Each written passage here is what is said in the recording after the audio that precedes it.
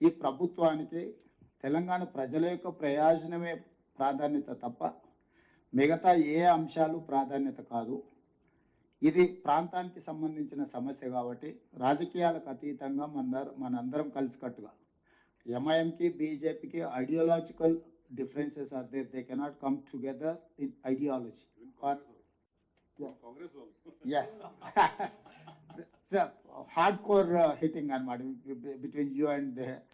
So even BJP and Congress also same thing. Sir, BRS ఇతర పార్టీలకు ఉన్న సమస్యలు ఉన్నా ఇప్పుడు ఎందుకు అందరినీ మనం ఒక వేదిక మీదకి వచ్చినామంటే ఇది పార్టీలు సిద్ధాంతాల కంటే కూడా ప్రజల ప్రయోజనం కీలకం. దీంట్లో ఏ విధంగా ముందుకు వెళ్ళాలంటే ప్రభుత్వం ఏం ప్రయత్నాలు చేసిందో మీకు వివరించి భవిష్యత్ కార్యాచరణ నిర్ధారించుకోవడానికి ఈరోజు మనం ఈ మీటింగ్ పెట్టినాం. మీటింగ్లో మీరందరూ సూచనలు ఇచ్చారు, వాటన్నిటిని కూడా అధికారులు నోట్ చేసుకున్నారు మీటింగ్ మినిట్స్.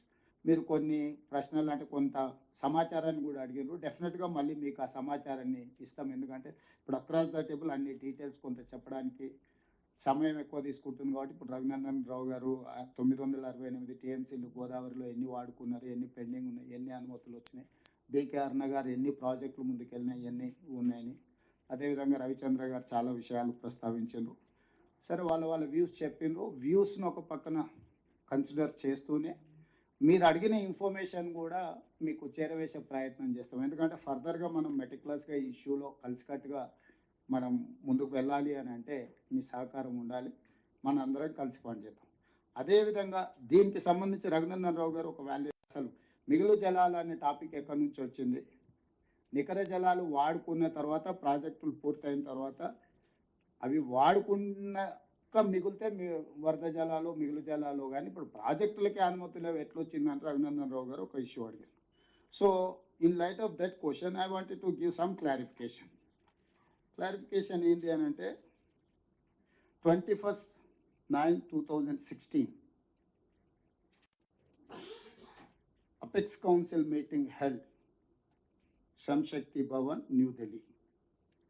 దీంట్లో chairperson and members of the apex council.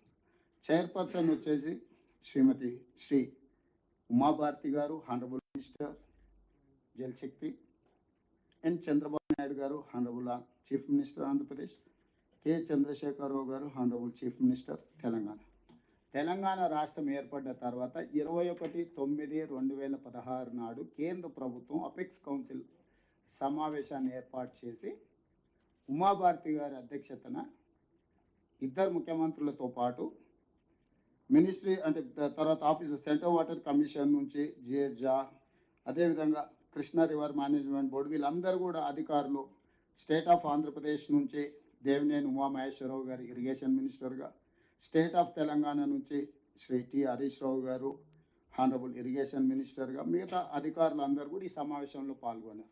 అంటే స్థూలంగా ఉమాభారతి గారు కేంద్ర ప్రభుత్వం తరఫున అపెక్స్ కౌన్సిల్ మీటింగ్ పెడితే ఆంధ్రప్రదేశ్ నుంచి చంద్రబాబు నాయుడు గారు, తెలంగాణ నుంచి చంద్రశేఖరరావు గారు, ఆంధ్రప్రదేశ్ ఇరిగేషన్ మినిస్టర్ దేవినేని ఉమామహేశ్వరరావు గారు, Telangana irrigation minister T Harish Rao గారు పాల్గొని ఆ సమావేశంలో తెలంగాణ ముఖ్యమంత్రి గారు కొన్ని అంశాలను ప్రస్తావించారు. Honourable chief minister of Telangana stated before the apex council that paragraph number 2, ఇది 8 pages meeting minutes record, 6th page లో, for the existing ongoing and proposed projects in both the states of Krishna River, more than 1000 TMC of water is required.